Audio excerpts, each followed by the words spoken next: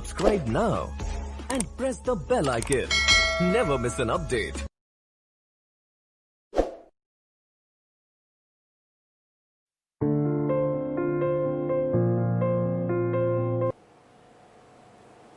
SDO ডোমকলের ব্যবস্থাপনায় online class ডোমকলে আমি আসাদুজ্জামান বিশ্বাস, ডোমকল ভবতরণ উচ্চ বিদ্যালয়ের পদার্থবিজ্ঞানের শিক্ষক।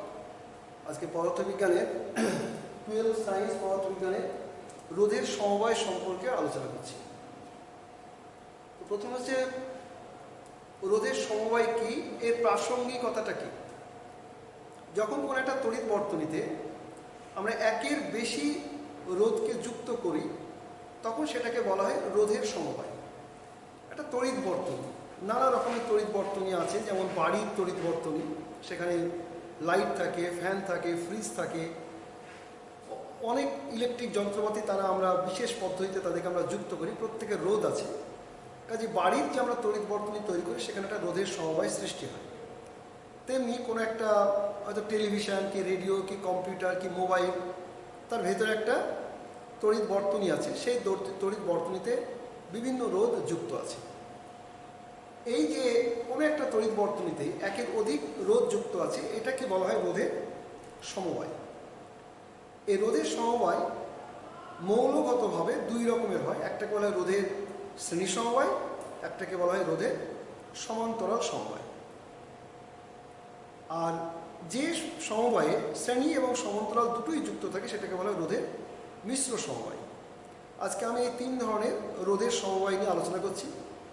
প্রথমে আমি আসছি রোধের শ্রেণী সমবায় কাকে বলে।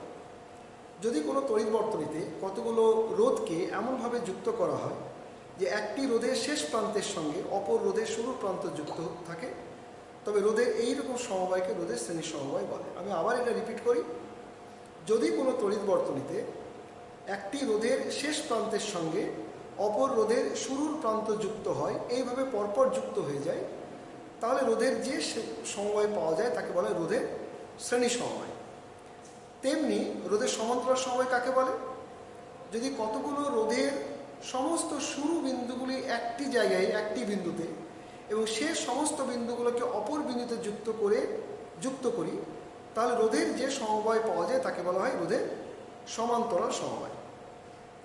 এখন এই যে রোধের সমবায় করছি, এদের তুল্য রোধ আমরা নির্ণয় করব। তো প্রথমে আমাদেরকে জানতে হবে যে রোধ সমবায় তুল্য রোধ কাকে বলে। কোনো একটা তড়িৎ বর্তনীতে কতগুলি রোধের সমবায়ের পরিবর্তে একটি রোধ ব্যবহার করে ওই বর্তনী থেকে যদি একই ফল পাওয়া যায়, তখন ওই একটি রোধকে ওই সমবায়ের তুল্য রোধ বলে। আমি আবার রিপিট করি যে কোনো রোধ সমবায়ের পরিবর্তে একটি রোধ ব্যবহার করে ওই বর্তনী থেকে যদি একই ফল পাওয়া যায়, তাহলে ওই একটি রোধকে ওই রোধ সমবায়ের তুল্য রোধ বলে। এখন আমি আমার আজকের আলোচনায় প্রথম রোধের শ্রেণী সমবায়ের তুল্য রোধ কী করে নির্ণয় করা যায় সেটা আলোচনা করছি। এটা দশম শ্রেণীতেও ছিল, কিন্তু ওখানে তুল্য রোধ কী করে নির্ণয় করা যায় এই আলোচনাটা ছিল না। আমরা 12 ক্লাস এখানে এই তুল্য রোধ কীভাবে নির্ণয় করা যায় সেই আলোচনাটা আমরা আমাদের সিলেবাসে আছে, এটা আমরা এখন করছি। তা দেখো, আমি রোধ সমবায় বলেছি, রোধ সমবায় তিন রকমের হয়, শ্রেণী সমবায়, সমান্তরাল সমবায়, মিশ্র সমবায়। তুল্য রোধ কাকে বলে সেটাও আমি বললাম। এখন আমরা আসছি শ্রেণী সমবায়ের তুল্য রোধ কীভাবে নির্ণয় করা যায়। তা আমরা যে সংজ্ঞাটা দিলাম তাতে তাকিয়ে দেখো, আমরা কতগুলো রোধকে আমরা পরপর যুক্ত করেছি। মানে কীরকম পরপর, একটি রোধের শেষের সঙ্গে আরেকটি রোধের শুরু। যেমন এই যে একটা রোধ R1, এর শেষ প্রান্ত হচ্ছে এইটা, তার সঙ্গে R2 রোধের শুরু যুক্ত হলো। তেমনি R2 রোধের শেষ প্রান্তের সঙ্গে R3 রোধের যুক্ত হলো। এইভাবে কোন একটা সময় মনে করি n সংখ্যক রোধ লাগানো আছে, যাদের রোধগুলো যথাক্রমে R1, R2, R3 এরকম হতে Rn। এখন এই যে বিন্দুগুলো আছে, এই বিন্দুটার বিভব মনে করি V1, এই বিন্দুটার বিভব মনে করি V2, এই বিন্দুটার বিভব মনে করি V3, এরকম হতে এই বিন্দুটার বিভব মনে করি Vn। এটাকে আমরা এরকম তুলনা করতে পারি, যখন আমরা কতগুলো নল পরপর যুক্ত করে যাচ্ছি। তো আমি একটা নল যুক্ত করলাম, তো এর উচ্চতা মনে করে H1, এর উচ্চতা মনে করো H1, এর উচ্চতা মনে করো H2। এখানে লেভেল পার্থক্য কত হলো H2 - H1। তেমনি আরেকটা যদি নল যুক্ত করি, ধরো এটা H3, এটা H2, তাহলে এর নলের লেভেল পার্থক্য কত হলো H3 - H2। এইভাবে এর সঙ্গে আমরা মিল করে পড়লেই ব্যাপারটা আমরা বুঝতে পারবো। এবার যেহেতু শ্রেণী সমবায় আছে, অতএব সবার ভিতর দিয়ে তড়িৎ প্রবাহমাত্রা কেমন হবে? সবার প্রবাহমাত্রা সমান হবে। যেমন কতগুলো নলকে আমরা যুক্ত করেছি, কোনোটা মোটা নল, কোনোটা সরু নল, কোনোটা বড় নল। এবার তার ভিতর দিয়ে মনে করো জল প্রবাহিত হচ্ছে, তো এমন কি হবে যে মোটা নলটা দিয়ে জল বেশি প্রবাহিত হবে, সরুটা দিয়ে কম হবে? তা কিন্তু নয়। শ্রেণী সমবায় থাকলে সবার ভিতর দিয়ে জলের প্রবাহটা সমান হবে।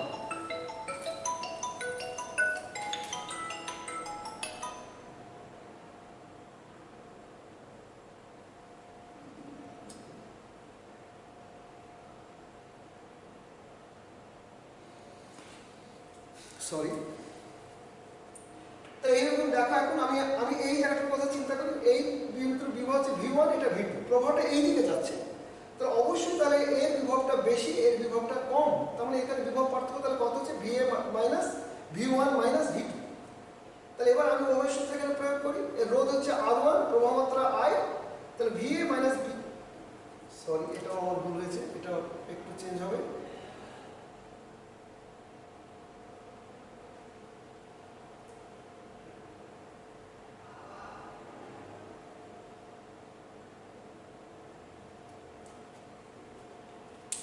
তাহলে V1 ওহমের সূত্র প্রয়োগ করি, এদের মধ্যে বিভব পার্থক্য তাহলে কত হচ্ছে? V1 মাইনাস V2 সমান ওহমের সূত্র অনুসারে কত হচ্ছে? I into R1। যদি আমি এইটা চিন্তা করি তাহলে কত হচ্ছে? V2 মাইনাস V3 সমান I ইন্টু R2।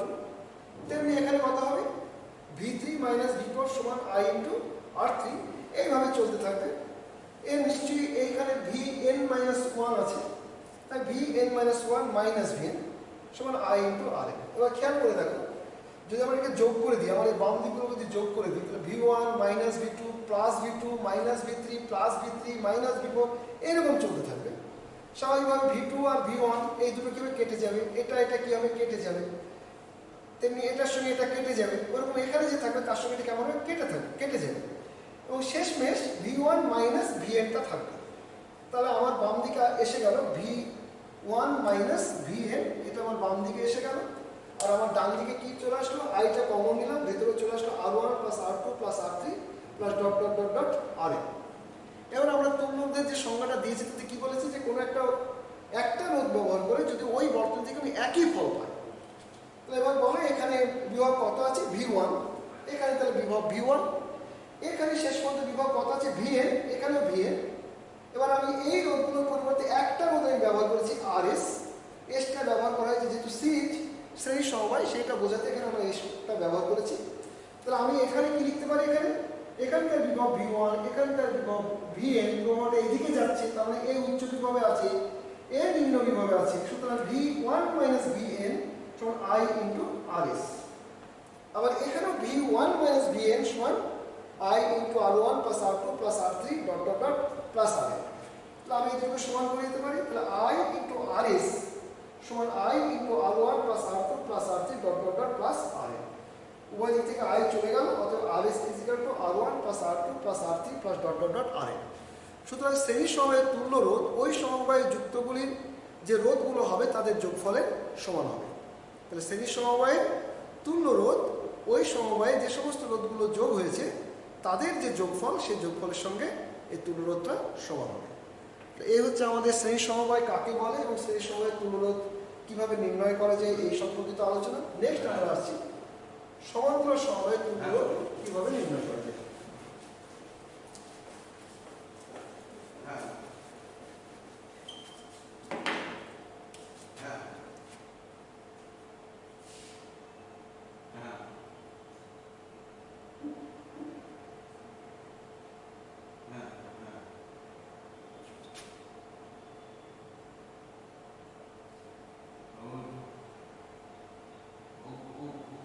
ওগুলো সব হচ্ছে PDF ডকুমেন্টস লাগবে।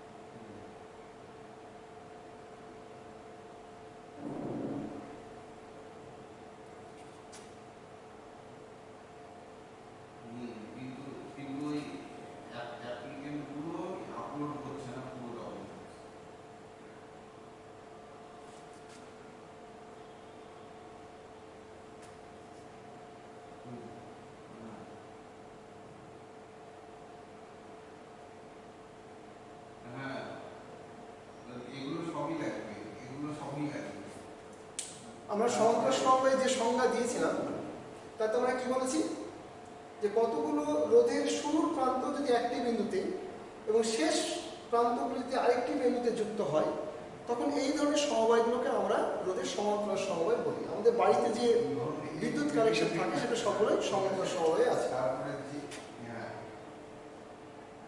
এটা অনেকটা মিল আছে। একটা পাইপলাইন চিন্তা করি, একটা পাইপলাইন চলে আসলো, সেখান থেকে জল আসছে, গিয়ে সেখান থেকে মনে করি 3টে বা 4টে শাখা বেরিয়ে গেল। একটা শাখা বেরিয়ে গেল, একটা শাখা বেরিয়ে গেল, একটা শাখা বেরিয়ে গেল, একটা শাখা বেরিয়ে গেল। এখন মনে করি যে আমার প্রতি সেকেন্ডে এখান থেকে 10 লিটার জল আসছে, তাহলে সব নলগুলো কি 10 লিটার জল যাবে? তা যাবে না। কোনটায় হয়তো 4 লিটার যাবে, কোনটায় 3 লিটার যাবে, কোনটায় 2 লিটার যাবে, কোনটায় 1 লিটার যাবে। সেই জলটা আমরা সেকেন্ডে 10 লিটার জলটা এসে বিভিন্ন শাখায় ভাগ হয়ে যাওয়ার পর তারা আবার ওখানে গিয়ে যুক্ত হয়ে আবার 10 লিটার পার সেকেন্ড হয়ে বেরিয়ে যাবে। সুতরাং এখানে যে ঘটনাটা ঘটবে, আমরা শ্রেণী সমবায়ের ক্ষেত্রে প্রত্যেকটা শাখা, প্রত্যেকটা রোধের বিদ্যুৎ প্রবণতা কেমন দেখিয়েছিলাম? একই দেখিয়েছিলাম।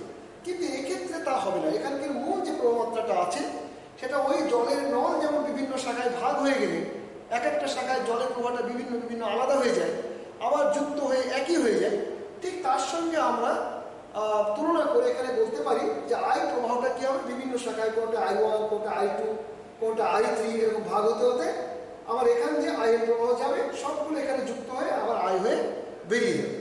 সুতরাং আমরা এখানে কি লিখতে পারি? আই সমান আমরা লিখতে পারি I1 plus I2 plus I3 এরকম হতে হতে এটা হবে IN।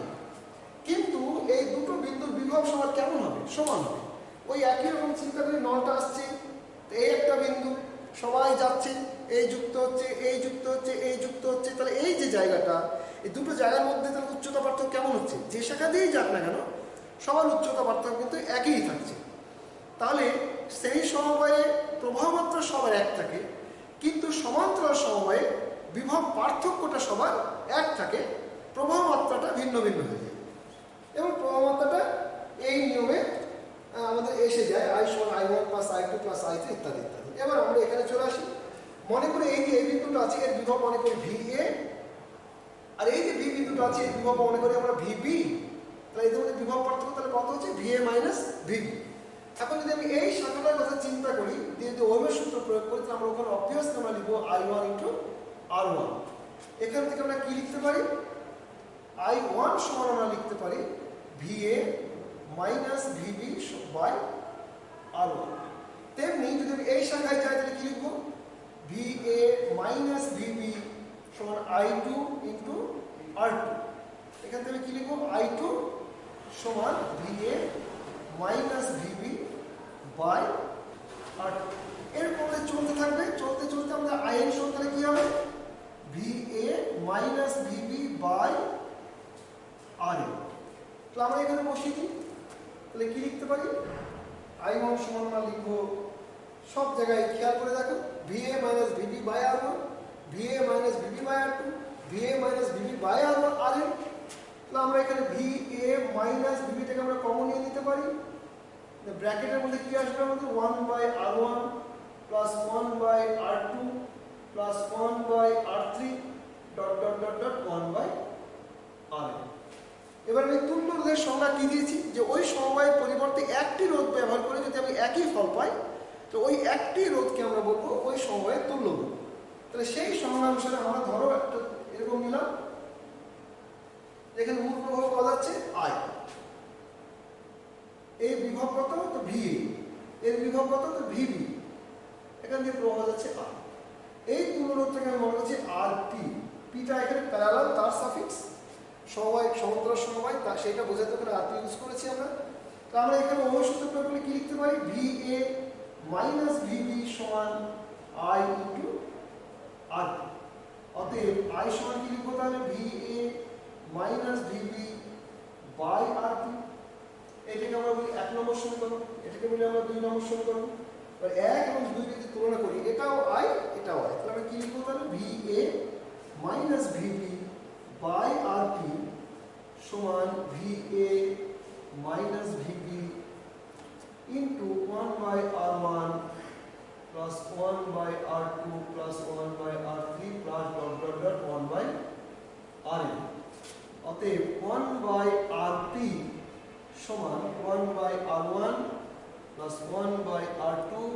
Plus 1/r3 dot dot dot 1/r1। সুতরাং সমান্তরাল সমবায়ের তুল্য রোধের অনন্যক ওই সমবায় যুক্তগুলির অনন্যকের যোগফলের সমান। আমি আবার এটা রিপিট করি যে সমান্তরাল সমবায়ের তুল্য রোধের অনন্যক ওই সমবায়ে যুক্ত রোধগুলির অনন্যকের সমষ্টি সমান হবে। তাহলে এই সূত্র প্রয়োগ করে আমরা সমান্তরাল সমবায়ের তুল্য রোধ আমরা নির্ণয় করতে পারি।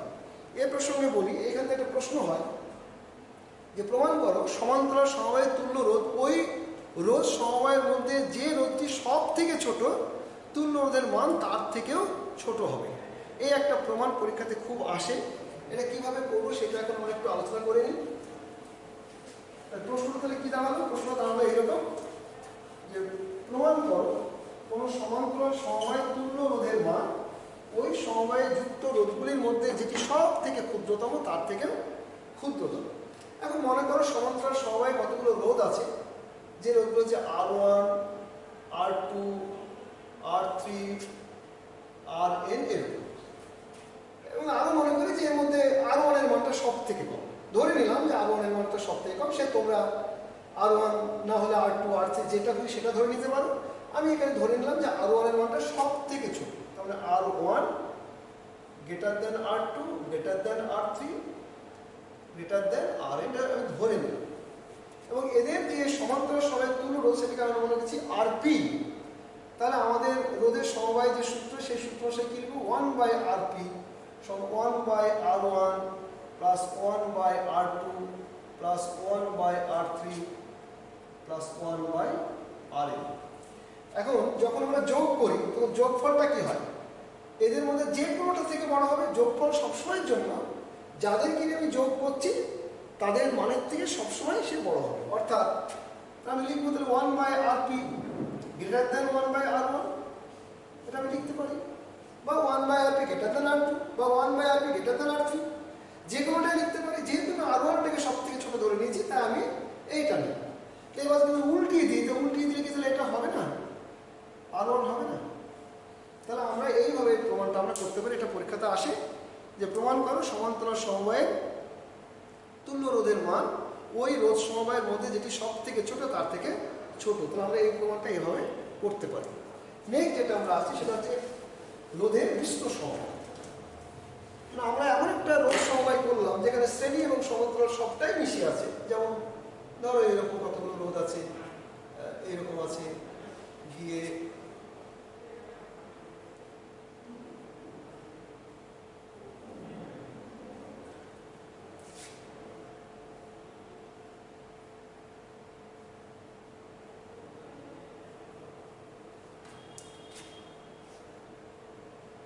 এরকম কোনো একটা সমবায় আছে, ধরো এরকম কোনো একটা সমবায় আছে, কোনো একটা ব্যাটারির সঙ্গে যুক্ত আছে বহির্গত বর্তনী থেকে এই প্রবাহ যাচ্ছে যাচ্ছে। এখানে ব্যাটারিটা নিলাম, একটা ব্যাটারিটা নিয়েই নিই, প্রবাহ যাচ্ছে। এইরকম ক্ষেত্রে আমরা কিভাবে তুলনাটা নির্ণয় করবো? এগুলো মান দাও। ধরো এটা হচ্ছে R1, এটা হচ্ছে R2, এটা R3, এটা R4, এটা R5, এটা R6, এটা R7। খেয়াল করে দেখো এরা সমান্তরাল আছে। এরা সমান্তরাল থাকলে যে তুল্য কত হবে? তো 1/Rp ফর্মুলা দিয়ে করি 1/Rp সমান 1/R3 প্লাস 1/R4, লসাগু হচ্ছে R3 R4 R4 plus R3। অতএব Rp সমান কত হচ্ছে? R3 R4 by R3 plus R4। Similarly এটাই কত হবে? এটাই হবে R5 R6 by R5 plus R6। তাহলে আমি তো এখন কি পেলাম? এটাকে মনে করো ড্যাশ, এটাকে মনে করো ডবল ড্যাশ। আমি এখন তাহলে পেলাম R1 পেলাম, R2 পেলাম। এই সমান্তরালের পরিবর্তে আমি পেয়ে গেলাম Rp ড্যাশ পেলাম।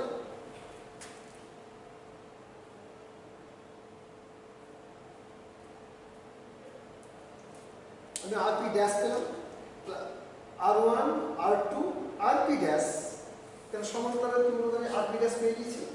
তাহলে R1 plus R2 plus Rp dash plus R7 plus R P double dash. তাহলে আমি প্রথমে তাহলে কি সমান্তরাল সমবায় যারা আছে তাদের রোধগুলোকে আমরা নির্ণয় করে নেব, নিয়ে আমরা শ্রেণীর সঙ্গে কী করবো আমরা যোগ করে দেবো। আমি এটা খুব সহজ সরল একটা উদাহরণ নিয়েছি, কিন্তু রোধের সমবায়ের অনেক জটিল জটিল সমস্যা আছে, একটু চিন্তা করে করতে হয়। সেগুলো বই থেকে তোমরা এই ধরনের যে সমস্ত সমবায়গুলো আছে প্র্যাকটিস করবে, দরকার হলে অনলাইনে যদি প্রশ্ন করো তাহলে আমি সেই উত্তরগুলো আমরা করে দেবো। তাহলে আমরা রোধ সমবায় কাকে বলে, রোধের সমবায় কয় প্রকারের এবং কী কী হয় এবং সেক্ষেত্রে তুল্যরোধ কী কী হয় সেটা আমরা নির্ণয় করলাম। আচ্ছা, আজকে ক্লাসটা এখানেই থাক।